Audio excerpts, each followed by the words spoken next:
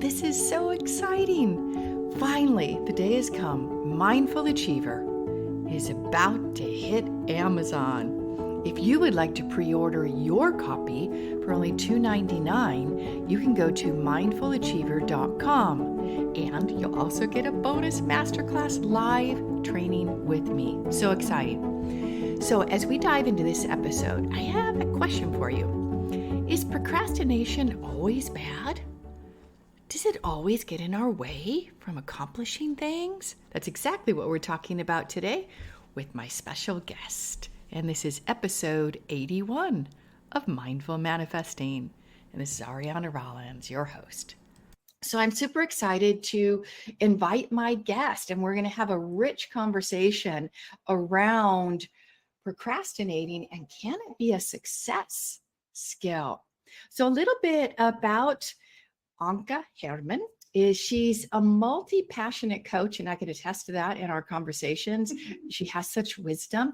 She's an online tech expert. She's a teacher, software developer, linguist, dressmaker. Now that's the juicy one. Moving to Spain and making dresses as her entrepreneurial venture. Such a cool story. And she has the heart of a creator and combined with the mind of an engineer. That's a really perfect blending for someone. And she's author of Taming the Tech Monster and hosts her own podcast is Passion Business Podcast. She loves working with mission-driven coaches and educators with high-end online group programs. And she's a great support for the tech systems, which really can take a load off her clients. And she loves heading out with their dogs and lives in Spain. And you'll tell in a moment, she's got a lovely German accent. So welcome, Anke. Thanks so much for being here. I'm so excited to be here. Thank you for having me. Yeah. So let's tell the audience how we met. You had invited people to have a conversation around customer satisfaction in your business and how to improve it. And I said, me, I'd like that. I'm always a consummate learner. And we had this conversation, and it was like, wow, we are so aligned. And it was just like I met a long lost friend. And this is what made me say to her, she's got to be on the show. So we were talking about procrastination, and most people think of procrastination as something that is terrible. It's a negative sabotaging habit and pattern, and something we have to avoid at all costs. So I'm going to hand over to you and share how you've noticed how you work harmoniously with procrastination. Tell me a little bit about it. Yeah, well, thank you. It's such a topic in my life because growing up, I was like the master procrastinator. I didn't particularly enjoy it, especially it was my go-to strategy for exams, right? So I had a very well-developed short-term memory. So I would leave, preparation to the very last minute, and then I'd cram it all in, and I'd get through the exam thinking, oh, I'm not going to do that again. That was kind of stressful. And then, next exam comes around and I'd do exactly the same, just I'd leave it a little bit later to just push the envelope a bit, so it was a habit, especially for exams that I kind of didn't really see the point of, like memorizing things that I didn't feel needed to be memorized. So, and I felt it was something to overcome, right? I really felt it was something, it wasn't helpful. It felt like, yeah, it's this thing, it's this, what most people, and I even wrote about this on Medium years ago. Now, when I stumbled into the software industry, when I became a programmer, right? And so I'd be hired for these 6 months projects. And I noticed myself doing the same old thing, right? So there'd be six months project, for example. So the first month I'd spend talking to the client and try and figure out what it is that they're trying to create and get my head around, to actually make sure we're solving the right problem, to fully understand what was going on. And then I would walk away and, in theory, start working on building that software.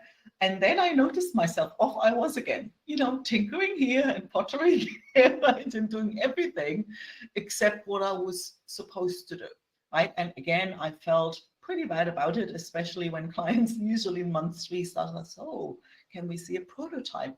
But that's where I really got to see. That's where I think there came a point where I noticed a pattern, right? And I'm a pattern spotter, right? So, but there, because it repeated itself in exactly that same manner several times. And every single time I felt, oh my God, I don't have focus. What am I doing? These people are paying me and I don't do the thing. I'm just distracted and all over the place. And then I noticed that, wait, every single time, usually around the beginning of month 4, I'd wake up one morning with that thought of, okay, I've got it. Got it. Yep. I know. It's almost like when you imagine puzzle pieces on a floor and they're kind of all over the place, and then all of a sudden you can see like a magnet and they all get pulled into their place, and suddenly you see the complete picture. And then it was a matter of, okay, I've got it. And then I'd walk into the office and I just put it on, and then you'd be like that crazy cat typing. And I realized, well, wait. So there is method to the madness. So it isn't actually me being distracted and not doing my work. That's when I got to see that the part of having a look here, researching there, that was actually part of the process. It was a necessary part of the process, right? And it was like, while I was there seemingly disjointed and distracted, it always was like my subconscious mind was actually busy digesting all the information. You know, I had basically every creative, and I really come to see, well, actually it works the same when you design a dress, and it certainly works the same when you try and build a business. It's initially, there's an awful lot of input. And then it feels like your mind actually needs some time to digest it all. And while you're in that space, you feel disjointed, unfocused, distracted. And I think the more we can trust that that's actually the moment, you know, like, wait, that's not me being off and not doing what I'm supposed to. That's actually a required part of the process. That's when you can relax into it, right? Yeah. And then you go, oh, right. And then I think, well, as always, when you're relaxed into it, pieces actually come together faster. Yeah, it's brilliant, because I couldn't have said it better. That's one of the things when I work with people, we create a vision of what it is that they want to accomplish, and then they wait for the signs along the way. And if someone is really skilled at working with, I call it the unconscious mind, they know that it will come, and they're not pressuring and forcing, because sometimes we can get nervous and it's like, oh my gosh, we're down to the wire. It's still not happened. And then we put something out there that's like poo-poo, versus, wait a minute, this is a success skill. And I remember way back when I first started to do teleclasses, and I would invite a group, my clients and people who were interested in possibly checking out what I do. I'd invite them to a teleclass once a month, and it was the first Tuesday of the month, which I'm going to be starting them up again, everyone. Can't wait. I'm going to share it with you. And I would, the day before, I'd write like 3 topics I was going to cover. And I didn't have any idea what I was going to talk about. And I would send the reminder email out with the topic title and then the 3 topics. On the morning of, I'd get a download. And then I'd be writing furiously, and then I'd type my notes out, and then it would come out. And what was so cool is that I would often listen to the episode, the show, to hear what I had to say, and I would learn. So there's something about that. And how did you observed patterns, and we have similar background. I was a systems analyst, then project manager. So how did you get to observing the pattern rather than beating yourself up? How did you make that leap? I felt like the moment I saw the pattern, the moment I saw, well, actually, this is how this works, that was like, oh, okay then. So I don't have to try and get rid of something that I now see is actually part of the process.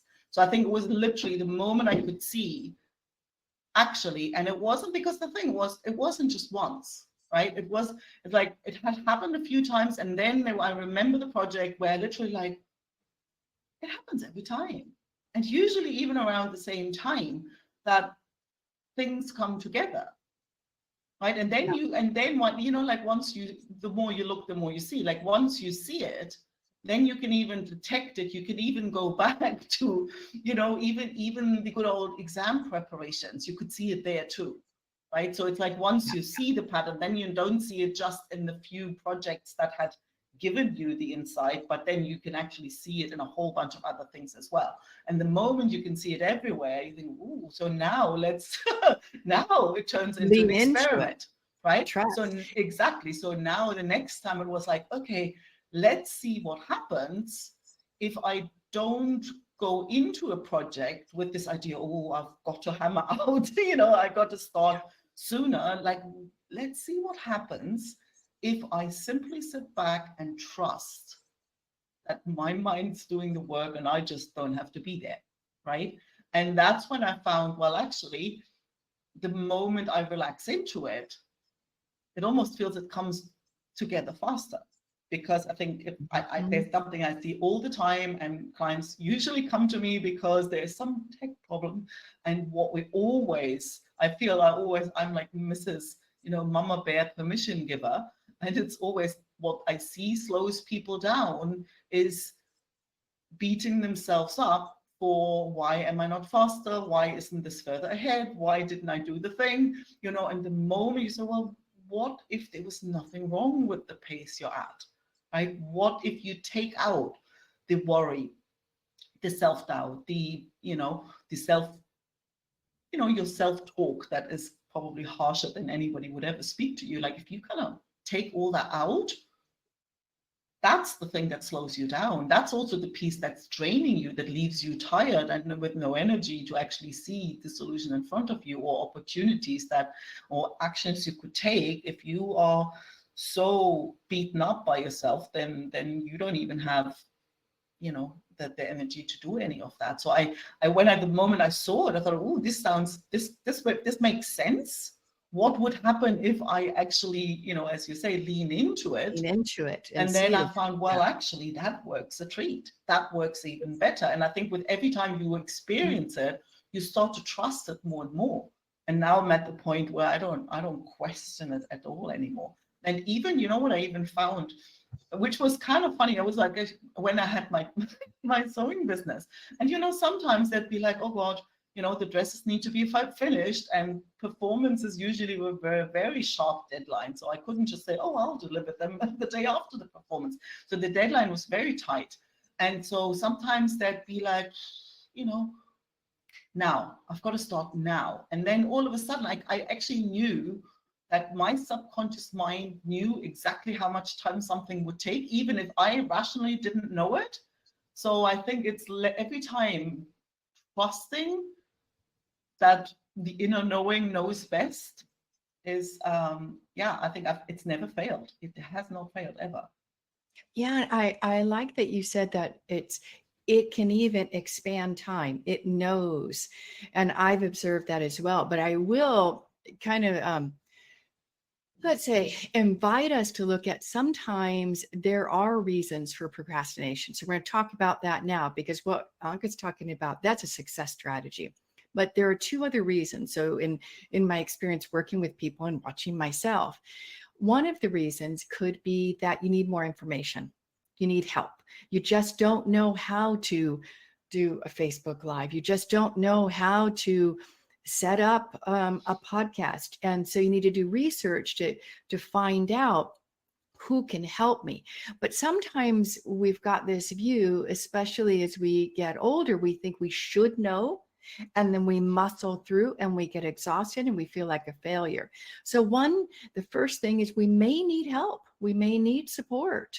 And then the second one is what I call in my work that you have a blocker running, and a blocker is a self-defeating habit. So for example, that you mentioned, studying for exams, it could be that that's a success habit, But then sometimes there's such a body of work that it's impossible to really master it using the short-term memory, that it needed digestion along the way. So if we lean too heavily on one of these possible 3 reasons for procrastination, then we can sometimes trip ourselves up. Now, if someone is really self-aware and they know themselves deeply and they have this pattern and they don't experience the blocking and self-sabotage, they know when they need help, and then they can relax and allow their unconscious mind to deliver the goodies, which is going to be far more creative, far more brilliant than if we take what we've always done and I'm going to do it like this, and it becomes this cookie cutter and there's nothing new and nothing fresh. So yeah, I like that. I've never spoken to anybody who's actually experienced that like I have, that procrastination is a success habit. So just to recap, everyone who's listening, is one, it could be that you need more information. You just don't know how to get started. You need support or tools. Second, that you could have a blocker that's trying to sabotage you. And how would you recognize that? Hold on a minute. Let me tune in just a minute. Take a piece of paper, write down what's going on, what the situation is. I've got this deadline, and then imagine yourself completing it. What's it going to look like? What's it going to feel like? Write that down. And then as you're writing that down, notice if there's any communications in your body. Do you have like the, I don't know, heart pounding or your bellyache or piercing pain in the temples? Then those are what we would call in my work body feelings. And those are communications from your unconscious mind.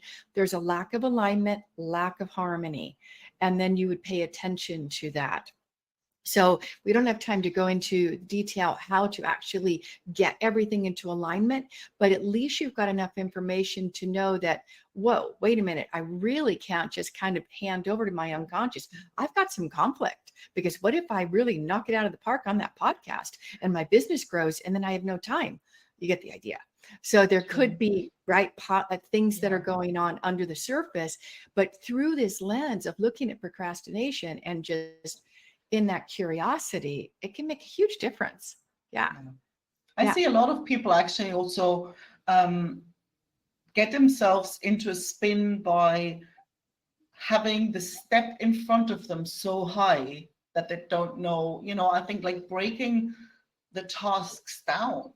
Like I used to do that in my sewing business a lot when I was like, oh, I just couldn't get myself to start. And then I would sometimes, and I learned that from actually working with my dogs, right? So sometimes even when we feel what we have in front of us is a small task, it might still be way too big. I always say when it feels hard, you're skipping steps, right? And so sometimes I would go and say, let me just go into the sewing studio and let me just change the color of the thread on the overlock. Just that, right? And so often it would actually get the ball rolling. And sometimes it still wouldn't, but then at least it's prepared for the next day, right? But it's quite often, I see it a lot with clients that they, because when you mentioned like, oh, start a podcast, and they just quickly jot that down as a little task. It's a project. That's not a little task, right? Right. That's quite one of those practical things. Or I would sometimes get myself into a spin when a client would say something that peeves me off a little bit, when I feel like she doesn't quite respect my work and I feel a little grumpy about it, then I'd have to sort of sit back and let that settle for a bit before I could go and feel inspired to work on a project, right? So I think it really is about observing yourself and what's going on, and what if all of that information was always valuable. Exactly. And that's what the self-awareness and knowing yourself. It's one of the things I love about the work I teach, is that's one of the big benefits. Yes, we get things done and we move forward with grace and ease, but we understand ourselves and we clear the heavy pain of a disappointment or a failure, so we can be more deeply in the present moment and bring more of our gifts to the world. So yes, and I think that the opportunity as an entrepreneur is huge to get to know ourselves, because it's just me, myself, and I, and it's down to me whether there's success or not success, and we can grow and learn so much. And then as we learn about ourselves and we apply it and we see these success skills, then we can relax, Anke, right? Like you were saying, it's just, I'm going to relax. I've got 4 months for this project. I'm going to enjoy myself and know that it's going to kick in this last month and I'm going to knock it out of the park.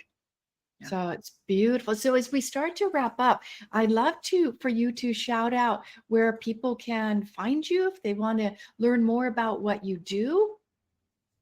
Well, I think the easiest place is my website. It's ankehermann.com. That's ANKEHERMANN.com. You can tell I haven't spelled this for the first time. And so that's a good place to start. I'm also active on LinkedIn. I'm on Facebook. Quite easy to find with that name. Beautiful, beautiful. And I saw that you've got a gift for listeners. And I will also put this on the show notes. So you don't have to write it down. You can click on it wherever you listen to the podcast. Tell us a little bit about your gift. Yeah, the gift is a free mini email course. So it's very simple, very gentle, and it's called the Entrepreneurial Experiment. And you can get it at the entrepreneurialexperiment.com.